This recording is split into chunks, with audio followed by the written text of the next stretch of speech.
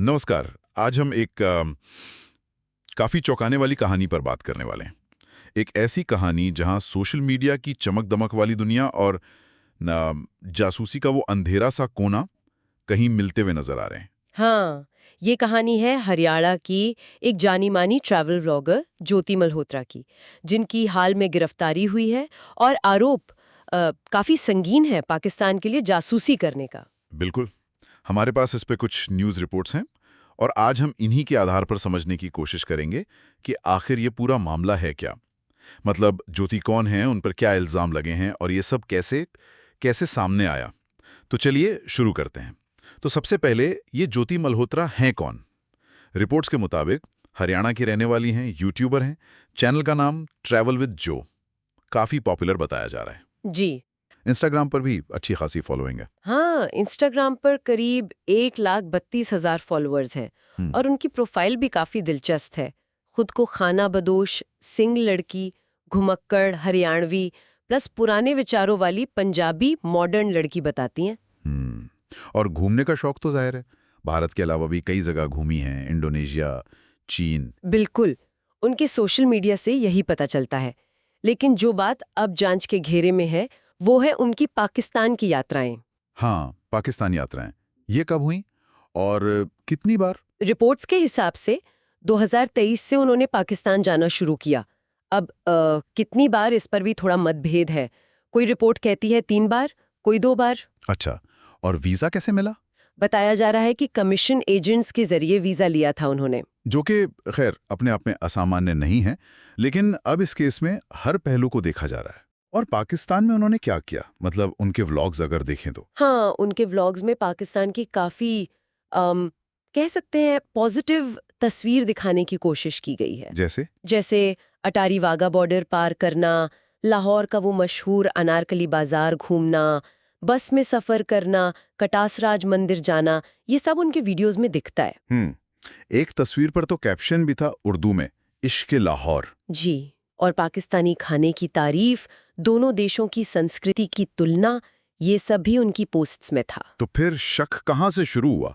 मतलब एक travel vlogger ऐसा कर ही सकता है? शक यहीं से गहराता है। जांचकर्ताओं का मानना है, जैसा रिपोर्ट्स में आया है, कि शायद उनकी लोकप्रियता का इस्तेमाल किया गया।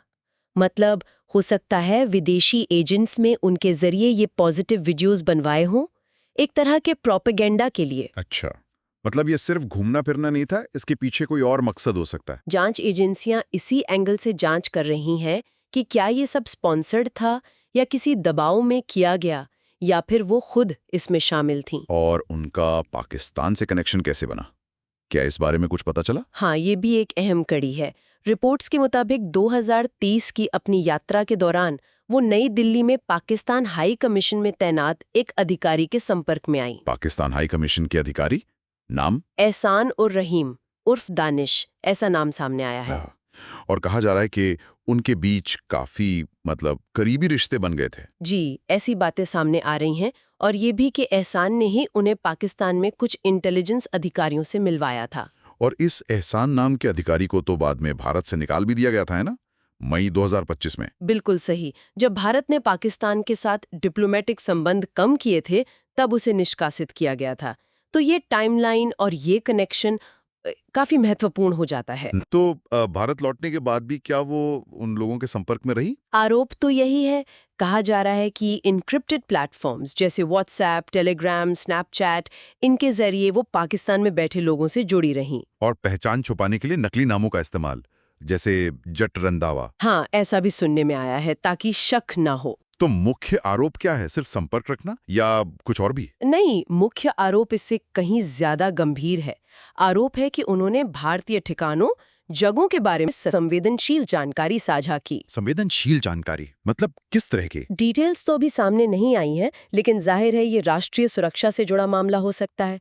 और बात सिर्फ ज्योति तक सीमित नहीं है शायद। मतलब? जांचकर्ताओं का मानना है कि वो हरियाणा और पंजाब में फैले एक बड़े जासूसी नेटवर्क का हिस्सा हो सकती हैं। ओह, ये तो मामला और भी पेचीदा हो गया। एक पूरा नेटवर्क। जी, और कुछ और बातें भी हैं, जैसे पिछले साल उनका कश्मीर जाना, डल झील में शिकारा राइड, श्रीनगर से बनिहाल ट्रेन यात्रा, इन सब के व्लॉग्स हैं। हाँ, और हाल ही में पहलगाम आतंकी हमले पर भी उन्होंने एक वीडियो पोस्ट किया था कुछ सवाल उठाते हुए कि क्या कश्मीर जाना चाहिए। सही कहा। तो क्या इन यात्राओं का भी कोई कनेक्शन है?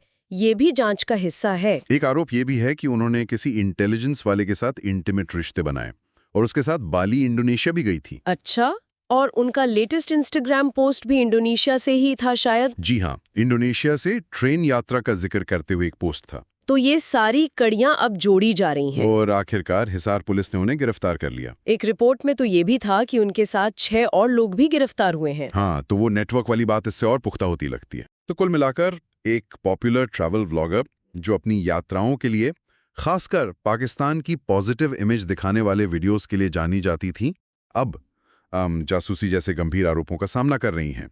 पाकिस्तानी अधिकारियों से, इंटेलिजेंस ऑपरेटिव से संबंध बनाने और सेंसिटिव जानकारी देने के आरोप। ये मामला वाकई कई सवाल खड़े करता है। आज के दौर में सोशल मीडिया का असर कितना गहरा है? कैसे कोई ऑनलाइन पर्सनैलिटी जो मनोरंजन या घूमने फिरने से जुड़ी है, वो अचानक अंतर्राष्ट्रीय जासूसी के जाल में फंसी नजर आती है? सही कहा।